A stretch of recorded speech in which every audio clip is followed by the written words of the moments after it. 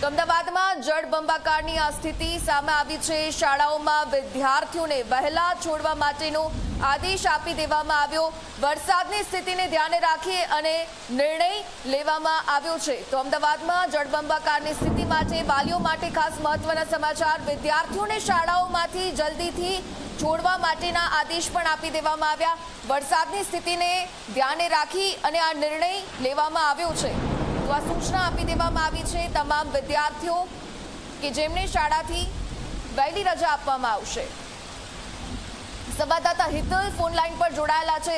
હિતલ, વરસાદની આ આફતની વચ્ચે હાલમાં શાળાઓમાં દ્વારા એક ખાસ નિર્ણય જાહેર કરવામાં આવ્યો છે।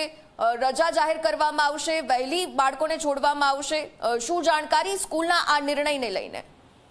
જી, ચોક્કસ એવું કહી શકાય કે અમદાવાદમાં પડેલા ભારે વરસાદને પગલે અમદાવાદ જિલ્લા શિક્ષણાધિકારીએ તમામ શાળાઓને પત્ર કરીને જાણ કરી છે કે જરૂર પડે તો શાળાઓ વહેલી છોડીને બાળકો વિદ્યાર્થીઓ સમયસર પોતાના ઘરે પહોંચે એ પ્રકારની વ્યવસ્થા કરવાની રહેશે।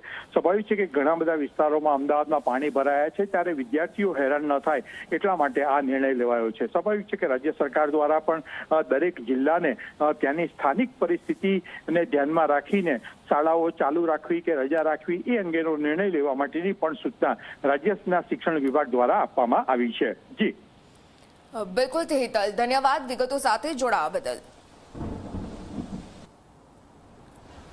તો હાલમાં અમદાવાદમાં જે પ્રકારની સ્થિતિ છે, શાળાઓમાં વિદ્યાર્થીઓ છે તેને વહેલા છોડવા માટેનો આદેશ કરવામાં આવ્યો। વરસાદની સ્થિતિને ધ્યાનમાં રાખી અને શાળાઓને પણ પરિપત્ર આપવામાં આવ્યો છે અને આ પરિપત્ર દ્વારા હવે શાળા સંચાલકો દ્વારા નિર્ણય લેવામાં આવ્યો છે।